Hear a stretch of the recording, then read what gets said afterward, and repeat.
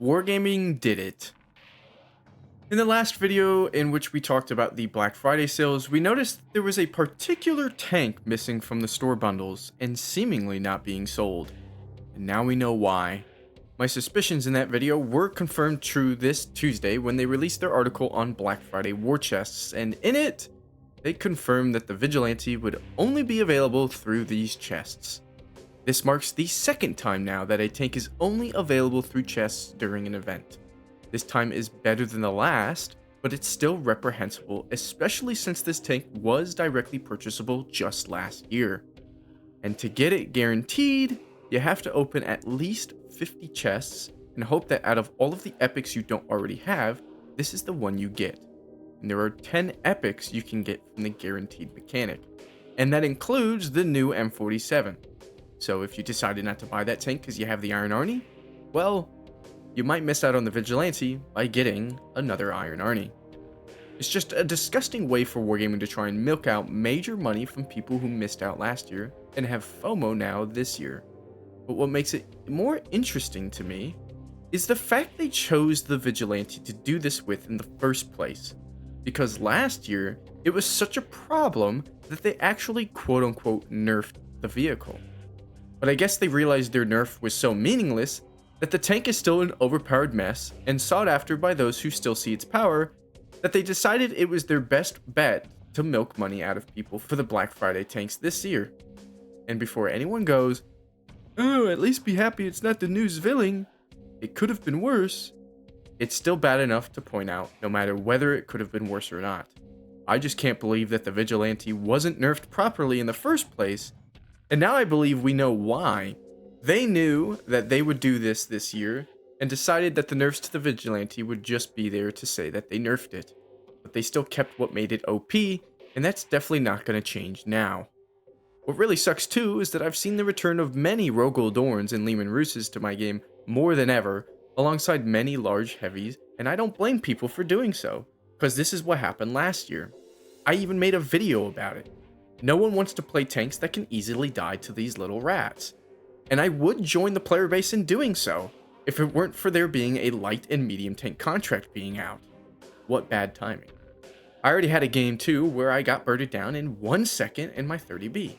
Not to mention the amount of times I've bounced off of those suckers because their armor is still nonsensical. Anyways, if you're a gambler, good luck. But if you have a functioning brain, you'll be smart enough to leave these boxes alone and not bother with them.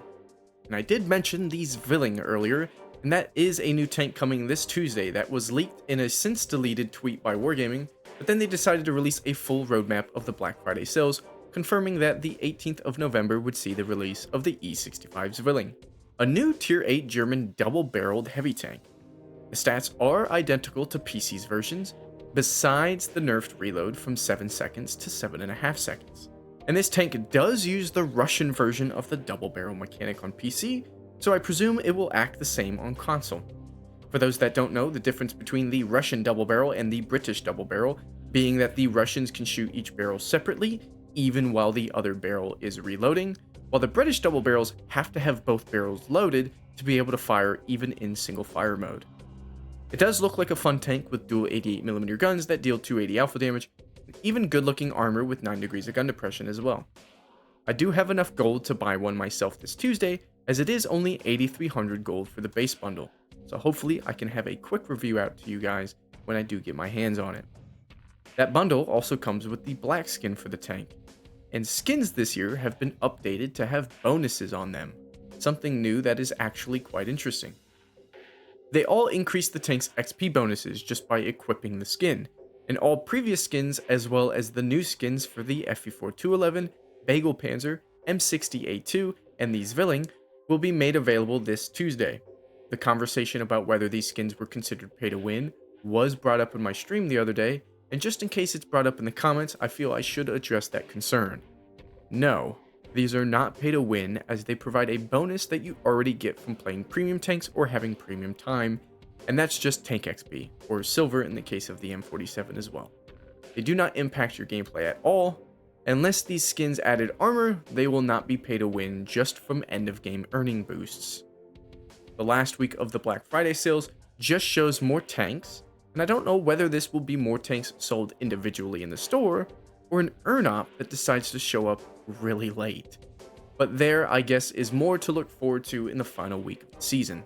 But boy, let me tell you, if they're continuing to put tanks only available in chests, be prepared for this year's Christmas.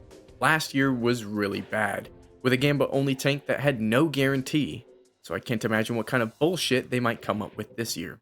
But we shall see. With that, I'll see you in the next one. May God have mercy on us all, and take care.